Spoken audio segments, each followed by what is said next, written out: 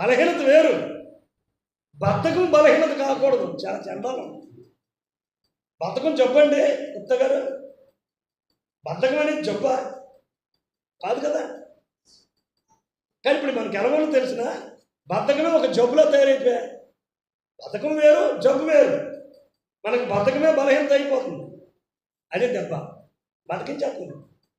కనీసం ఇంట్లో ప్రార్థన చేయడం, ఇంట్లో బైబిల్ తీయడానికి కూడా బతికించేస్తాం. ఆ బద్ధకమే సైతం అయిపోతుంది. ఇంకా ఆయన హత్తుకునే విషయంలో ఏం చెప్పాడు? 2వ రాజుల గ్రంథం చివరి వచనం ఇది ముగించుకుందాం. 2వ రాజులు 18వ అధ్యాయంలో 1వ వచనం ఒక రాజు గురించి చెప్పి నేను ముగిస్తాను. 2వ రాజులు 18వ అధ్యాయం 1వ వచనం. 2వ రాజులు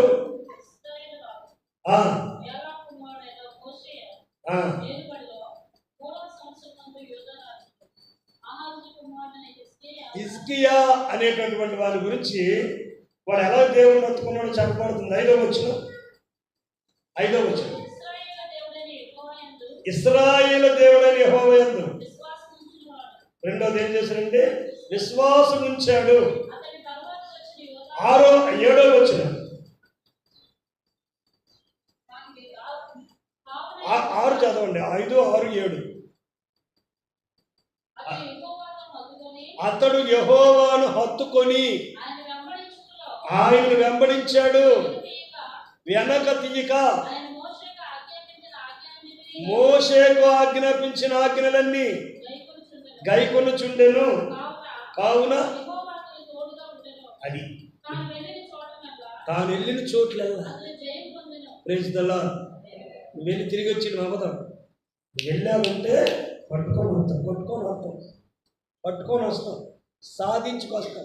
మళ్ళీ రమ్మ అన్నారు అని ఫీలింగ్ ఉండదు. ఇంకొక రోజు డేట్ పెట్టారు అనేది ఉండదు. యెహోవా నువ్వు హత్తుకోవట్లా, యెహోవాకు లోబడట్లా. యేసుప్రభు రక్తాన్ని పరిశుద్ధాత్మ నడిపింపు నీకు ఎన్నిసార్లు ఆయనకైనా ఎంతో ఉండాలి కదా. అతమానం ప్రేరేపిస్తాడా? ఒకసారి 2 సార్లు ప్రేరేపిస్తే నీకు అర్థమైపోవాలి కదా. ఇది పరిశుద్ధాత్మ దేవుని యొక్క ప్రేరణ. దేవుని స్తోత్రం. వాడు వెళ్ళిన చోట్లెల్లను అమ్మా మనం వచ్చిన దాంతో ప్రారంభించామా? అదే మాటతో మన వెళ్ళిన చోట్లెల్లను జయము పొందాం. మన ప్రారంభంలో ఏముంది? మేలు చేయుటకు నీతో నేను నిబంధన చేస్తున్నాను. నీకు మేలు కలగడానికి నీకు సమస్తమును సమకూర్చి నీకు ఇస్తున్నాను. పొందుకోవడానికి పోగలమా? కాదు కదా. బద్ధకమా? కాదు కదా. నీ